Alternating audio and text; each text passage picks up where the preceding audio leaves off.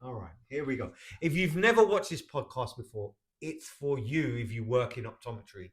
It's for you if you work in optics. And I am so lucky. I had a masterclass in how to test eyes today. I'm joined by James. James, tell us who you are. What do you do?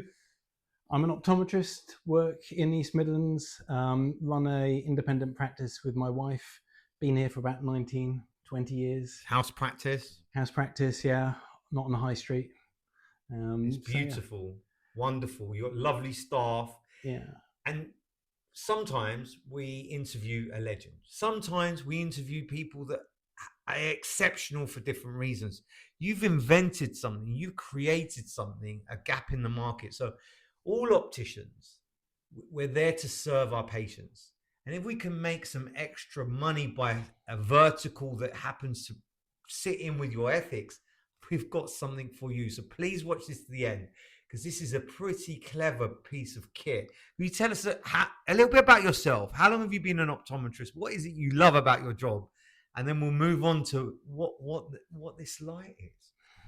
Well, been doing it for 25 years, been in optics since probably about 93.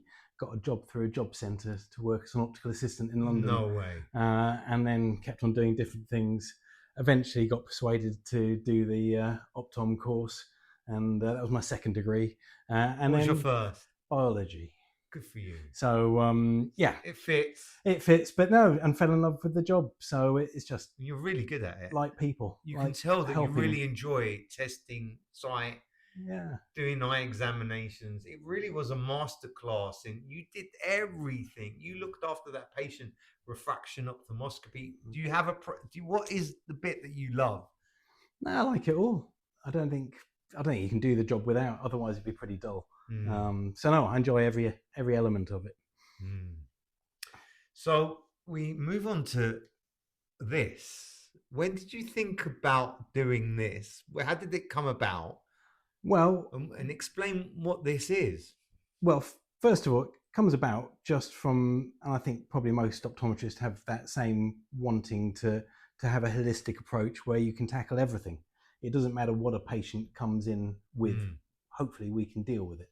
And lighting is one of those things. And a lot of practices will show patients light. I don't think so. I in my experience, and it's 30 years working in different practices, light gets missed out unless you've done a low vision course. It does stop. This isn't something. This is why it's exceptional to me. It's really exciting. Yeah. Well, to me, it's just a pretty normal part of a test. I mean, lighting is so crucial to eyesight. If you haven't got good lighting, the patient isn't maximizing their vision. Well, I heard you say today you need 3 times more light Well, by the time you get to 60, the general thing is that you need 3 times the light for the same ease of reading. If you've got an eye condition, I think the Macular Society say it's 6 times. But whichever way you look at it, however good the refraction, however good the glasses, however expensive the lenses are, once you get to 60, you need more light. That's the only way of maximizing it. So light is applicable to every patient. And it just irritated us that we couldn't have a really good product which we knew and which we obviously benefited running a business. We want to benefit from it. And also we want to keep the cost down to the patient so it's reasonable. So there are rival lights that maybe a third more. Yeah, exactly. I think that there's some which are up to nearly £400 now, and that's a lot of money. So anyway, it just dawned on me. And the outside clinic are doing this as a standard. Now, I didn't know that, but they're just showing all their patients this light. Yeah. So now we've got a light, and it's basically a family business. My brother-in-law runs a multinational electrical company from Spain, and he helped us design and make it. We made them for our own practice. We sold a couple of hundred of them in 2 years, and now we're expanding it and hoping that other independent practices. So if you're watching, you're a little bit skeptical. You think, I was too. I thought, I've got to, anything I do, even if it's an ophthalmic lens, I want to test it for myself. So we've got a regular Snellen chart here, and I have had a recent refraction, and the best the optometrist could get me is N8. Okay, now no light was offered, so I'm going to look at this. I'm looking at a reading chart. James, talk us through this. You're going to just switch the light on. Wow, if you've got black on a white background, I can see now N4 where that light switches on. N8 is comfortable. N6 I have to strain. M5 is really tricky, but M4 isn't. And I can see M4. And that's excited me as a dispensing optician because we want to provide solutions for our patient. Low vision is, it's one of the most rewarding. It is. But the thing is, this is not a low vision thing. This is for anyone because you're trying to maximize. And it doesn't matter if a patient comes in complaining or not about reading, jigsaws, handicrafts. You turn the light on and they can all see that it benefits them. And so that's the main thing really about getting a light, is it lets you educate the patient about it. It lets them understand. It takes the conversation probably somewhere which they weren't expecting. They didn't come in expecting that. No. And from that point of view, it really is. Well, let's dig into the logistics. Whenever you introduce anything into practice, it can be sometimes pushing a boulder uphill, explaining it. And this is no different. If you get this light, everybody needs to understand why it's good, how it's good from the receptionist upwards. Yeah. You just mentioned it really subtly 3 times in the test, and I was watching you. Yeah. So he said he was a fisherman. He uses some +250s. He uses a 3. He uses a 4. Yeah. He's using ready readers. He's trying all different types of things. But you didn't introduce this really until you pulled out the reading chart. Yeah, because you're still showing, the first thing is to show him the new prescription, show him what difference you can make for the distance for the reading. You kind of agree whether or not they need a new prescription. And then you show, but don't forget lighting. Look at the difference it makes. And it's impossible for someone who's 60 not to see the difference. And I show it to anyone who's 40. Because a lot of the time it may be that their parents or their friends, they think they've been struggling. This could do for them. This will help. So it's just having that knowledge and them understanding. So many times patients turn around and say, that's why I go into the conservatory. That's why I have to turn everything to the window. It's not obvious. Like it wasn't until I guess I'm a 225. I really cannot read without reading glasses on. I can't. I struggle to do that. I guess that's my problem. I think it is obvious, but you do realize. And then it's not until I often go around to patients and drop the lights off and help them. And it's when you get into their homes, you realize the darkness a lot of elderly people live in flats, in places. Do you know how many low vision patients I've seen who see maybe 660 and they can't, and I just say to them, sit closer to the television. And they, can I do it? Is that allowed? Yeah. Like, it's allowed. Yeah. You're allowed to bring it forward. So we do lots of things to help people, but sometimes it's not obvious. And the patient you said to me sometimes might not dispense this solution there and then. Yeah. It might be on collection. I spoke to some of your staff. They'll say a year later sometimes it needs to be keep mentioning in the flow of the patient. It's like anything. Yeah, exactly. If they've got macular degeneration, you're going to talk about diet. You're going to keep talking about things. If they smoke, you're going to explain why they shouldn't smoke. But you're not going to go on and on about it. You just have to let them make a decision. Did you find some pushback from the dispensers and CAs? And no, because it's so obvious. Yeah, and it doesn't affect anything else. And it takes 2 seconds to turn the light on and turn it off again. If the patient doesn't react, you move on. And if they're interested, his exact words was, "That's a huge difference." That's what the patient said to me. It's a huge difference, and it has to be. Does it have to be white on black to make that? Because obviously that's the best contrast, and lighting and contrast go together. So obviously a newspaper where it's grey on grey will make more difference. And jigsaws, putting little coloured bits. I mean, there's so many things which people struggle with.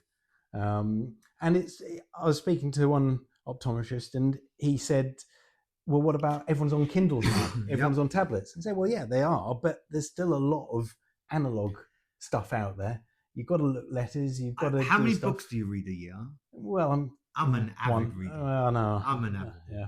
I'm 50 books a year. I read the newspaper every day.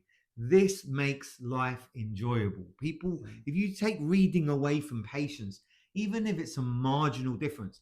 Now, if you read the broadsheets, you'll find this light for around £350-400 in there by arrival. James, you made the decision to only sell this to multiples, not to sell it to the consumer. You can only to independents. Yeah. Only to independent That's right. opticians. It's not to the multiples. This is an opportunity for the independents to actually have a small edge. Yeah, because, well, we're an independent practice. We believe in what independent opticians offer, and that's what we want to back up. And also, we think they've got more time, the patient care, the time they're going to give to actually explain it, and you can take your time. It's more a case of educating the patient and showing that you've got a solution which can help, which makes. Can we go back slightly? Because I'm an inventor. I love inventing things that don't exist. When was the moment that you thought this needs to be made and I need to understand? And then understanding, because this is the second version. Yeah. Could you tell us that moment you thought, I've got to make this?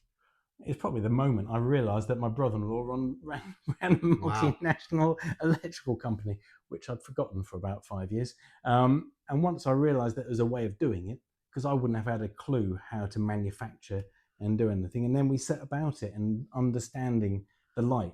Obviously, it's a high quality piece of equipment. It's made out of aluminium. There's no plastic involved. But the main thing is the light. Talk to us about that LED in there. Why does that light, why is it so special?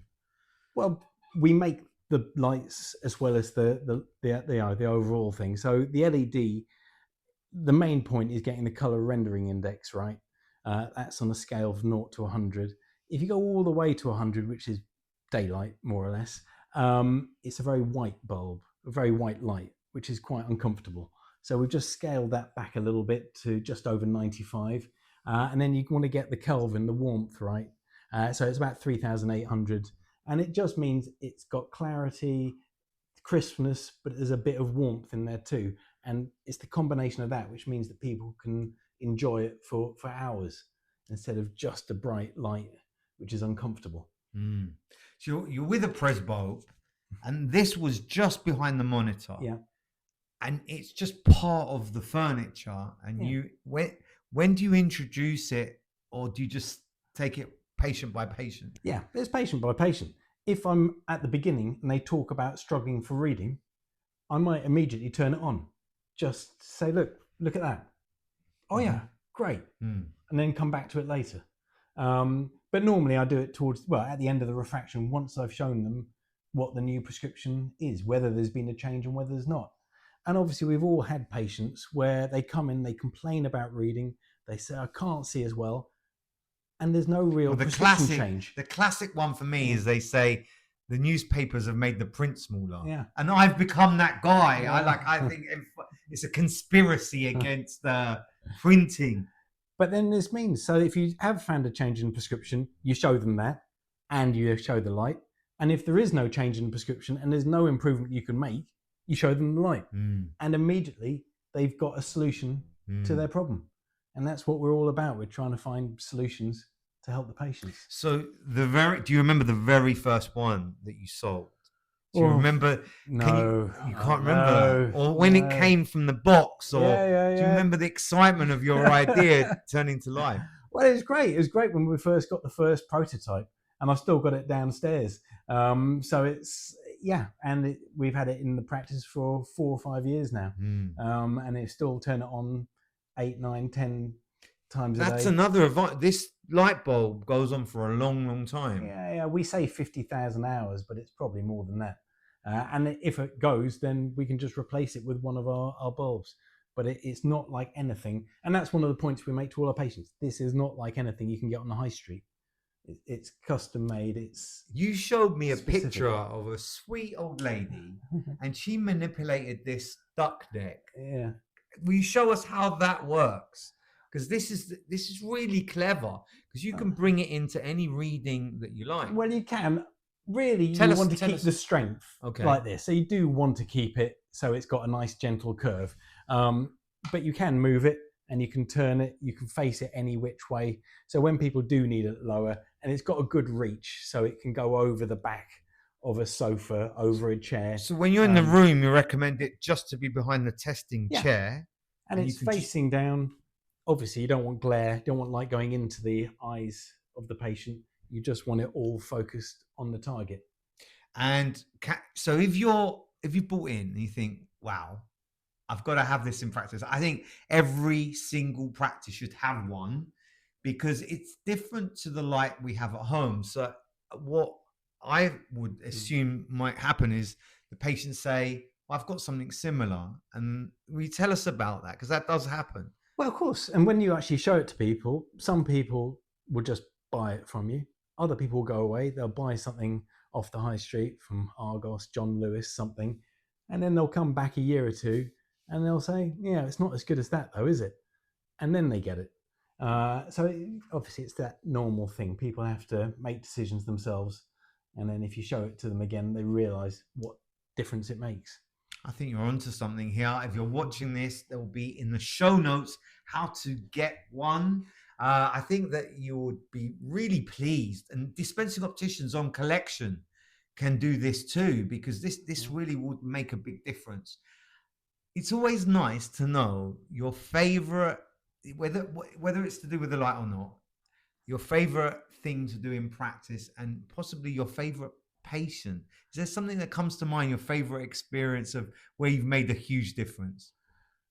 Well, it's anything. I suppose the bigger ones are when you find things like, melanomas at the back of the eye, the things which have really made a difference to the life of someone. So I've probably had about 3 of those in the last 10, 15 years. That's pretty amazing. Anything like that. But I just like any element where you're helping the patient. You can see that they appreciate it. They appreciate the connection you make with them. And So you've got some pretty cool kit downstairs. Uh-huh. Tell us about some of the kit you have. This practice it's a house practice, but you're going to get looked after like you're in Harley Street. So what are some of the things you've got downstairs? Well, again, I guess to me it's big normal. It's normal. There's still still people with just about a Snellen shot and a slit lamp. Yeah, but again, I think especially with independent practices, having an OCT, having an Optomap, slit lamp cameras, all that side of things are normal. It's how you use them going forward, I think, which will be interesting, using AI, using all these other Because you truly software. explained it very, very well, because taking the picture is one thing, but you really, that patient had so much faith in you. Your bedside manner was so lovely. Yeah, to me, it makes, I wouldn't do the images if I didn't explain it to the patient, because I think they need to understand why we're doing it. It gives them more knowledge, more ownership of their eyes. They kind of get a feel for when they should come back, how kind of delicate the eyes are, how the things can go wrong. And, and they value our work more by really going into depth in what we do. So, and you did that. I was at the Independent Optometry and Dispensing Optician Conference, and they kindly give 20 pre-reg optom students the opportunity to go for free. And I said to them that some optometrists drop out after a couple of years, they're bored. And even they said, actually, this isn't for me. Yeah. Now, I think that when you stop caring about your patient, and it's just, if you're an optometrist and you're seeing, say, 25 people a day, it's no wonder you're fed up with your job. It shows how much you care, how much you love your job. Have you got any advice for an optometrist that's watching this, saying that, I work for someone else, maybe I'm losing the passion for this? Well, you've got to enjoy what you're doing. It's you've got to be given time and the resources to do the job you want to do it, and it's worth fighting for. I guess that's why a lot of optometrists want to run their own place, so they've got control over it. They know they can do it. But also, there's so many. I think the independent sector is thriving now, and I think it's changing across the board. I think a lot of the multiples too are realizing they've got to give more time. They copy the independents. They want our model, but it's having the time, which is the key thing. If you got the time, I mean, that earlier it was a 45-minute appointment. It probably ran to an hour and 5. And if you do run a practice, here's a little tip. You don't have to pay the VAT that the accountant tells you to. If you spend more time with your patient, you can pay less VAT. Now, there you go. There's a golden tip for you. Have you got some tips for? I don't know if you know this, but this year the Optician Awards didn't even have a category for new practice. The new practices are opening are less and less and less. If you're a practice out there and you want to run, you've just opened the practice or you're struggling, you got some tips, because this is a very successful. How many practices? Three optoms today ran like clockwork. It was just as smooth as anything. Have you got any tips? And that's a wrap. We really want, when you watch these podcasts, to get some value. So you've got some value here, and let's see if James can give you some value. And please make a comment. If you make a comment down below, we're going to answer it. If you've got any comments, so James. I think it is just that thing. If you love what you do, if you do things the way you want it to be done, you will attract the patients you want to. It's build it up. I mean, we were lucky. We took a practice on which had been going for 25, 30 years. We've run it for 20 years, and we've just built layer upon layer, not looking for a short-term fix, but just looking to do the right thing so patients come back, and in 5, 10, 20 years, it's thriving even more than it is now. Any tips on, you've just gone paperless completely today, so there'll be people out there saying, is that difficult? Well, that shows you, doesn't it? So you've just said that we're really modern, and then you've just told us that we've just gone paperless. So it just shows you we don't do everything right.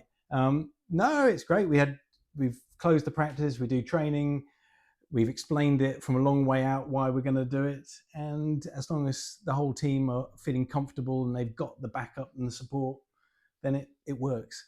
I've had a really lovely time here. Thank you very, very much. I hope I haven't been too disruptive today. You run a beautiful practice. This is such an innovation, and I can see this in the next couple of years being in every practice. Thank you for your time today. Thank you very much. That's a wrap. Cheers. Do you mind? That's it. I have to edit.